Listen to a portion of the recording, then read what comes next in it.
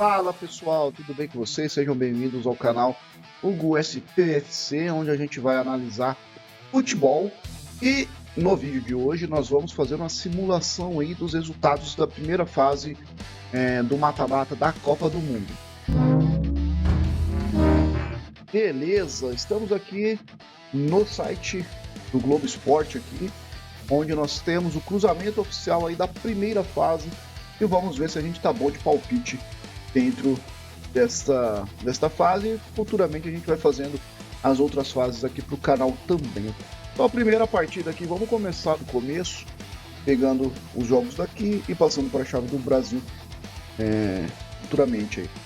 Alemanha e Paraguai, eu acho que a gente pode economizar tempo aqui. A Alemanha é um time que, apesar de ter perdido a última partida aí para o Equador, mas acaba sendo uma seleção com maior organização, com poder de fogo maior, com jogadores também tecnicamente melhores que a seleção do Paraguai. O Paraguai também acaba não me convencendo muito nessa primeira fase, e o que ocorre aí é que a Alemanha vai se classificar para pegar o ganhador da próxima partida, que é entre França e Suécia.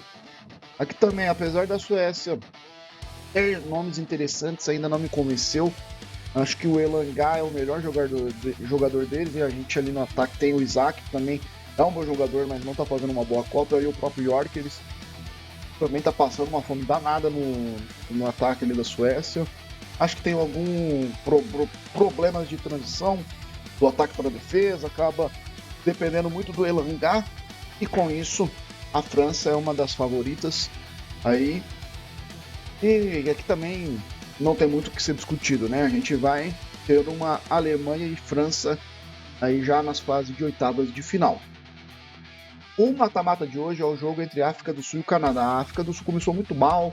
O primeiro jogo ali não me convenceu muito. O Canadá também não tem uma seleção muito forte. Mas dentre a organização da África do Sul e do Canadá, acredito eu que o Canadá consiga trazer um pouco mais de ideias de jogo, consiga trazer um pouco mais dessa proposição, e por isso deve ser o vencedor desse jogo. E também ali jogando, embora canadense não seja muito ligado ao futebol, eles ainda contam ali que estão jogando próximo de casa, próximo de seus torcedores. O Canadá fatalmente vai se classificar para a próxima fase. E aqui a gente já começa a ter confrontos interessantes ali, por exemplo, a Holanda e o Marrocos. Marrocos, que foi o segundo colocado do grupo do Brasil, acaba pegando uma seleção que também vem numa crescente durante a competição, que é a Holanda. Porém, dentre esses dois, pelos jogos que eu vi entre a seleção de Marrocos e a Holanda no seu grupo, acho que o Marrocos consegue ser um pouco mais organizado e consegue trazer um pouco mais de perigo do que a Holanda. Dentro disso, eu apostaria no Marrocos. Então, para mim, eu acho que o Marrocos acaba passando a seleção da Holanda, embora tenha bons nomes. Eu acho que não consegue superar a seleção de Marrocos. Boa. No próximo confronto, a gente vai analisar Portugal e Croácia. E Portugal, como eu já fiz um vídeo ali no TikTok, falando ali que eu sinto que, pelos nomes, pelo todo o elenco, por tudo que foi prometido durante a pré-copa, acho que Portugal está muito abaixo. O meio de campo de Portugal tem um potencial muito maior para conseguir fazer jogadas. Acho que Portugal está deixando a desejar ali dentro da competição. E a Croácia, embora tenha um time envelhecido, é um time muito difícil de ser batido. É um time que marca forte, é um time que não se cansa. Tem ainda os jogadores que foram destaques aí nas últimas Copas, que nem o Modric, Perisic, ainda estão lá e ainda conseguem ser muito úteis dentro da proposta da Croácia. E nesta fase, pelo futebol apresentado pelas duas equipes, eu acredito que a Croácia se classifique nessa fase. E ali a gente já teria um confronto também interessante para a próxima fase, porque vamos ter a Espanha e a Áustria disputando, embora a Áustria tenha melhorado, fez um último jogo da primeira fase muito interessante contra a Argélia, mas eu acho que mesmo assim a Espanha consiga passar, embora a Espanha ainda não tenha me convencido, teve lampejos ali, mas ainda não me convenceu nessa Copa. por conta do futebol apresentado, mas eu acho que a Espanha ainda passa. Aqui talvez a seleção que mais tenha me surpreendido aí nessa primeira fase pelo bom futebol apresentado acaba sendo os Estados Unidos. Outra, uma seleção bósnia também que é muito bem organizada e tem alguns problemas ali para estar convertendo as chances em gols, para estar conseguindo construir jogadas. E por conta dessa dificuldade em conseguir criar jogadas e pela organização que os Estados Unidos têm, embora também seja o mesmo caso do Canadá, não seja um país tão ligado ao futebol, eu ainda acho que os Estados Unidos passem nessa fase. E aqui o último confronto desse lado da chave entre Bélgica e Senegal. Bélgica é outra seleção que está me decepcionando um pouco, ela acaba vivendo ali muito de lampejos, acaba dependendo ali de uma jogada individual, de uma bola jogada para o Lukaku tentar fazer alguma coisa lá dentro, embora o Lukaku não esteja nas melhores condições físicas. O De Bruyne ainda não me apresentou um futebol muito interessante dentro dessa Copa, um pouco apagado. O próprio Tielemans, que é o capitão, também não faz uma Copa muito interessante. O Courtois, acho que é o ponto de referência ali, que está fazendo uma Copa dentro da média, né, dentro do que é o esperado, para que um goleiro da qualidade que o Courtois possui. E eu tô falando e vocês não estão vendo a bandeira do negócio, mas agora vocês estão vendo. Então, falando do Courtois, acredito que ele esteja sendo mais... tenha mantido a média dentro da Bélgica. O Senegal também acaba vindo numa crescente, uma seleção interessante, mas eu acho que quando apertar, principalmente por conta do Courtois, a Bélgica ainda consiga se classificar nessa fase. Partindo para a chave do Brasil, acho que o Brasil se classifica no jogo que vai ser muito disputado, como vocês devem estar vendo em outras análises também, podem perceber que o Japão é uma seleção organizada, não é a mesma seleção que jogou contra a gente no amistoso do último ano, assim como o Brasil também não possui a linha de defesa apresentada contra o Japão no último ano, mas acredito aí que o Brasil consiga superar. Como torcedor e como analista, espero e quero que o Brasil se classifique para a gente buscar o Hexa esse ano, que eu estou com bastante esperança, principalmente porque o time do Ancelotti está crescendo durante a competição. Acho que foi importante o empate contra o Marrocos, que foi o jogo mais difícil da primeira fase entre todos. Se não me engano, é uma estatística que mostra que do top 10, os times que se enfrentaram foram apenas Brasil e Marrocos. Então as outras seleções não tiveram um parâmetro de qualidade contra outras seleções dentro do ranking da FIFA parecido, o que acaba trazendo uma ótica um pouco distorcida, pensando que a França passou o caminhão nos caras, mas calma lá, a França passou o caminhão em seleções de ranking bem inferior ao que ela é. O Brasil e Marrocos foram duas seleções bem classificadas, se não me engano, o Brasil em sexto e Marrocos em sétimo, dentro do ranking do último ranking da FIFA, e por isso eu acredito que nessa crescente da seleção, a gente melhorou contra o Haiti, que era uma seleção inferior, e na Escócia, que seria ali talvez um jogo complicado ali, porque a Escócia tinha alguns bons nomes, tem alguns bons nomes no elenco, mas a gente conseguiu estar melhorando isso, e por conta dessa crescente, acredito que o Brasil passe e bata a seleção japonesa nessa fase.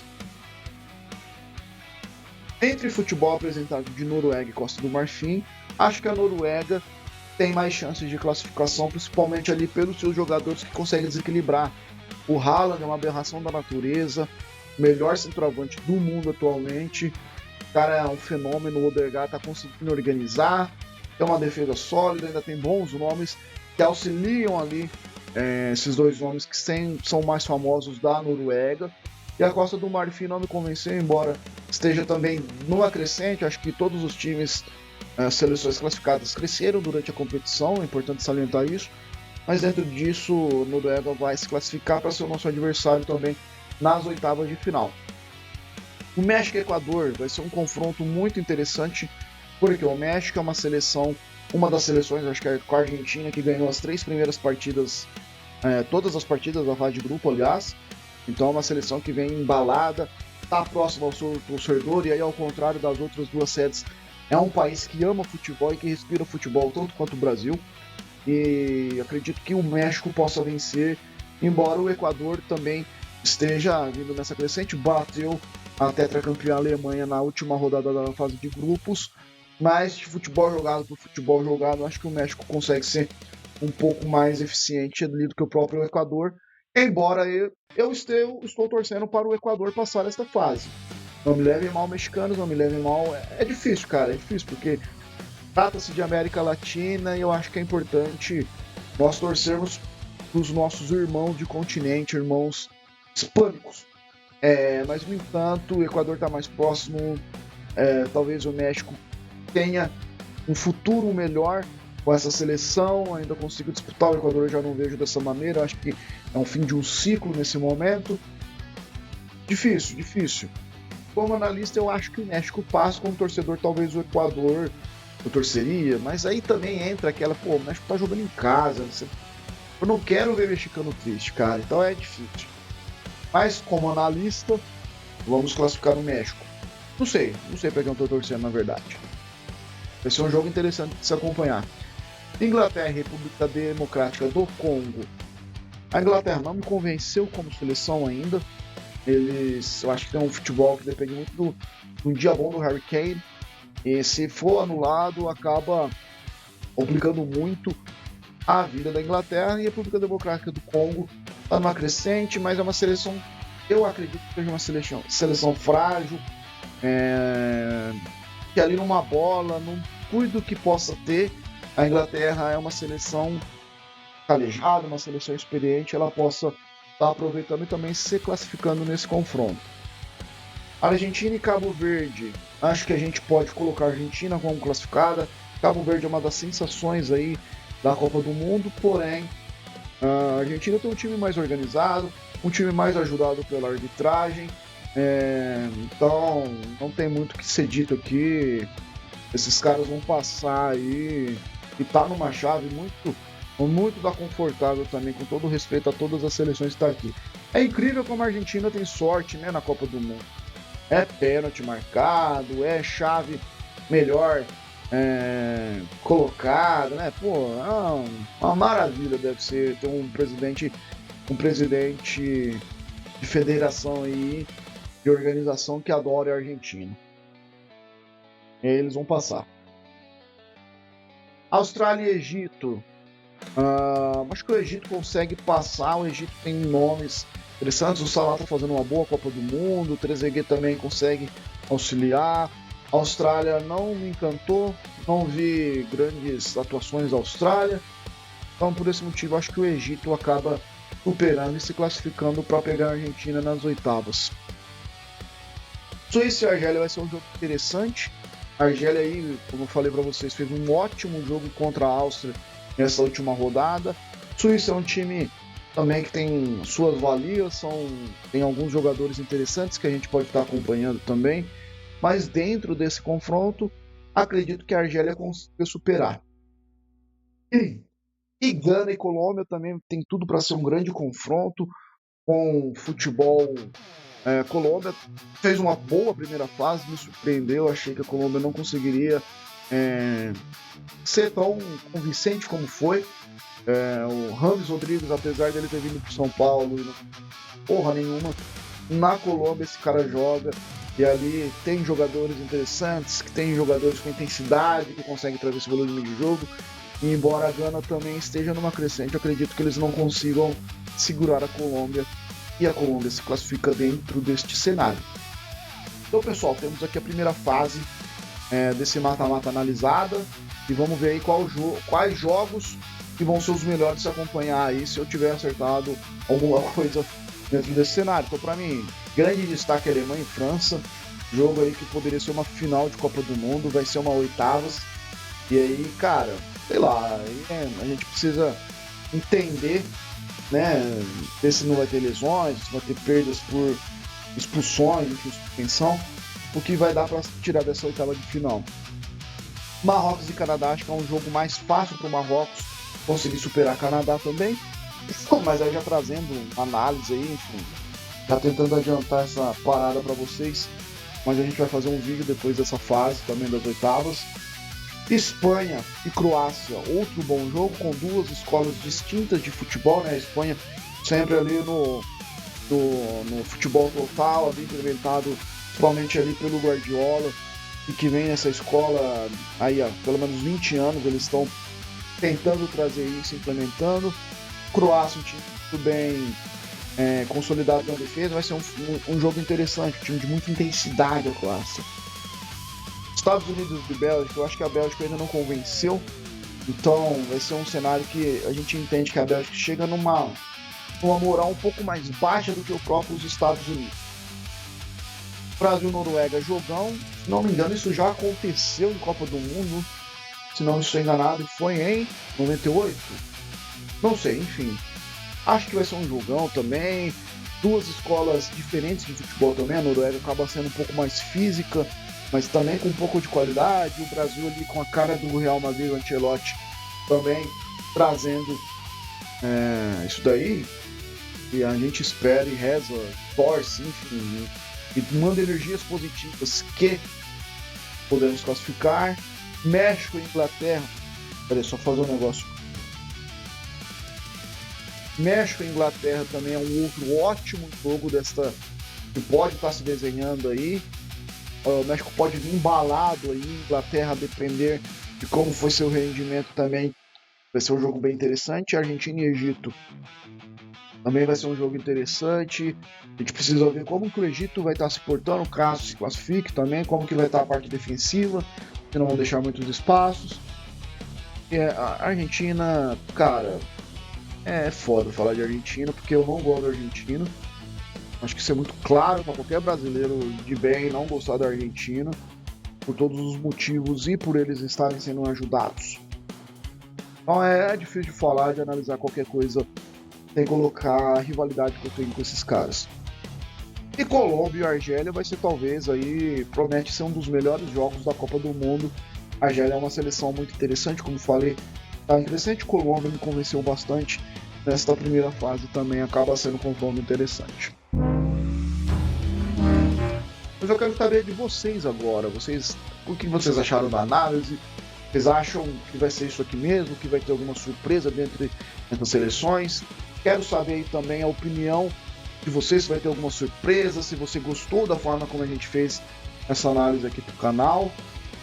Então, deixa um comentário, curta, não esqueça de se inscrever no nosso canal, a gente vai estar trazendo análise de futebol, enfim, não só apenas da Copa do Mundo, mas quando a gente voltar com o futebol nacional, internacional, enfim, clubes, a gente também vai estar analisando o máximo nesses vídeos mais longos aqui, beleza?